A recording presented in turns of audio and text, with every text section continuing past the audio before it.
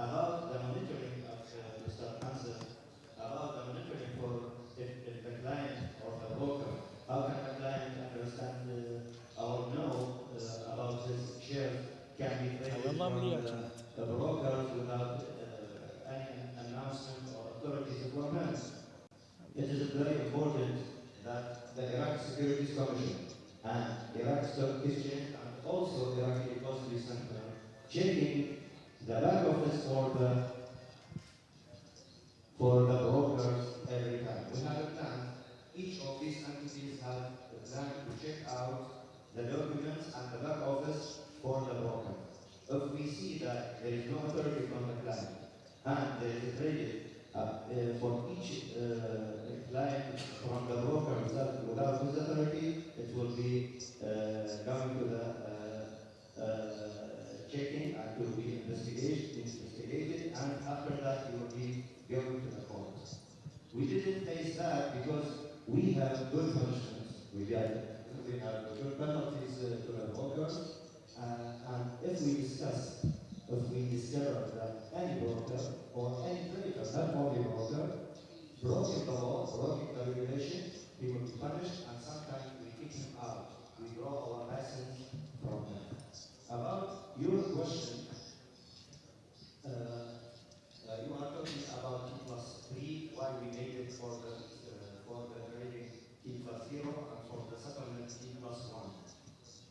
You know to the session, unless we have announcement from the settlement bank, each broker, each client, what is ability to buy, what is the money deposit in the bank, and is able to be buy share. During that, the system administrator here and Iraq Stock Exchange and the system administrator in Iraq Depository Center also report that those shares are free to be. اللي اشتراه في هذا اليوم إلى مركز إيداع، احنا نقدر نعملها. هذا الموضوع ممكن وجائز وموجودة هاي الآلية بدنا نعمل بيها. أنه أنا أريد أتأكد من ملكية الأسهم مالتي. يريد يسافر، ما يريد يبيع، فقط يريد يشتري، فيقدم طلب إلى مركز الإيداع يقول أنا أريد هذه الأسهم يتم تجميدها، فبناء على طلب المساهم نفسه فإحنا نعمل عملية الفريزنج على هذه الأسهم فقط بناء على طلب المساهم نفسه اللي هو مالك الأسهم، وأيضا ترفع بناء على طلب نفس الشخص طبعا أو وكيله. الأوراق المالية وعدينا تعليمات أخرى لأنه كان عندهم بعض التحفظات على بعض وعدت ورفعت إلى هيئة المفوضين في هيئة الأوراق المالية لغرض إقرار التعليمات. ننتقل الأوراق المالية والموقع الإلكتروني في مركز إيداع وفي موقع هيئة الأوراق المالية لغرض التقديم على أمناء الحفظ. ما موجود أي احتكار لأي بنك ولأي جهة معينة لحد الآن لهذا الموضوع. ما عندنا. شكرا. Okay, please.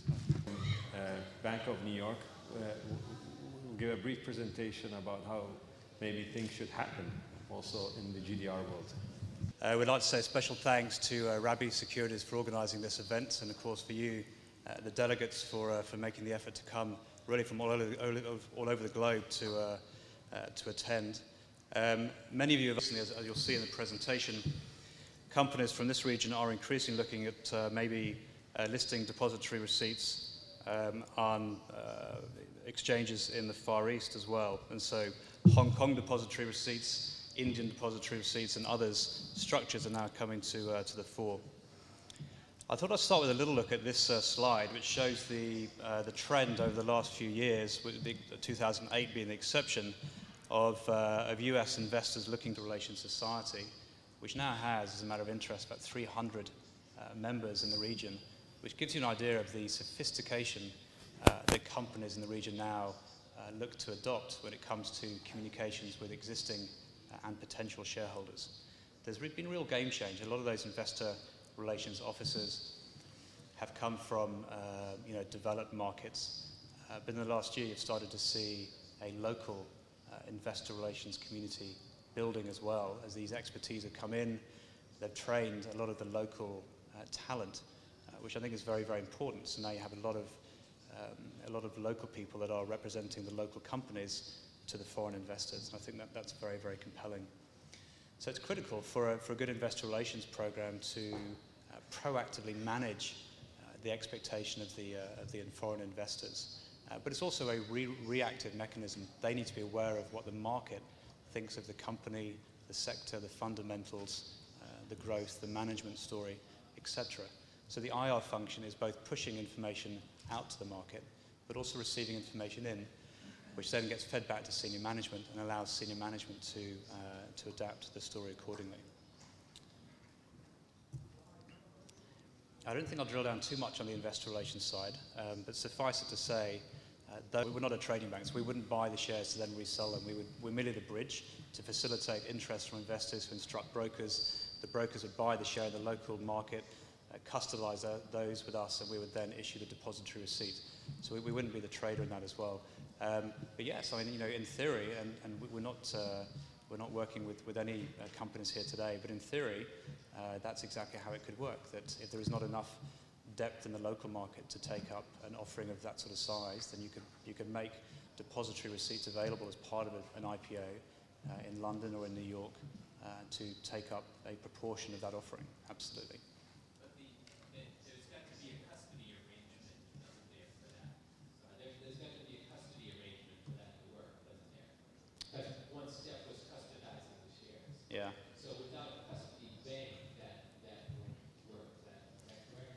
Well, and that comes back to the first question, what steps need to be taken before that this could be a reality. So it's not impossible. There are markets, Korea, Lebanon, I can think of two, that there are others as well, where custody arrangements were not in place before DR programs were initiated. So there are ways around it. Clearly it works most efficiently with custody arrangements in place from the beginning. But the basic premise of your question is quite correct. If you have an emerging market where a company has strategic or practical needs to issue some of those shares in a secondary market, then depository receipts are a very, very well-trodden route for that exact reason.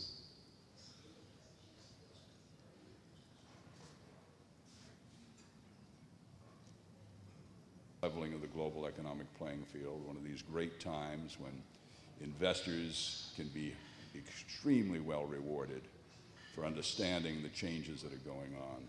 I'm going to conclude by saying why I think Iraq, quite frankly, is probably the cheapest market in the world today, or close to being one of the cheapest markets in the world today, with the greatest potential for growth.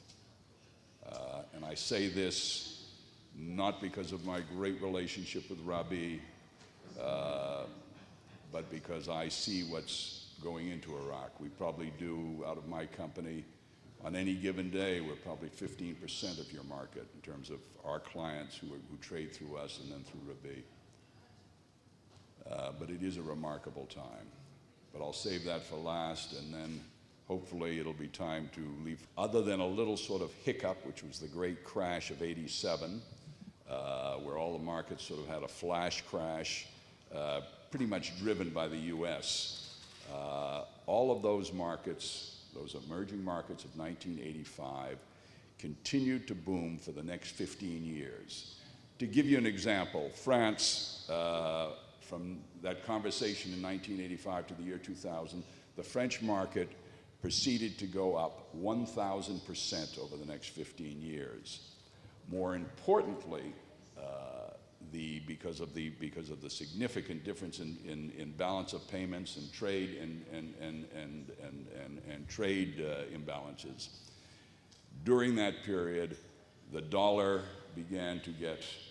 Dollar had been very strong. There was a Plaza Accord where they essentially said, you know, we've got to devalue the dollar and recognize the value of these other currencies, and you have this tremendous move simultaneously in currencies, which made it an extraordinary investment environment for anyone who was a sort of non-European currency investor. So we have two benchmarks that we've talked about so far. Closing the gold window, 71. 1985, the emerging markets really sort of took hold. The whole concept that you could invest anywhere, well, at that time, anywhere in the developed world you could invest. Number 3 of our secular events, early 1990s, there were 2 events that happened reasonably close to each other. The Soviet Union collapsed, and I always hammer this home, the South Africans suddenly let Nelson Mandela free and recognized his position, and he clearly stated right from the day that he walked out of Robben Island prison that he was going to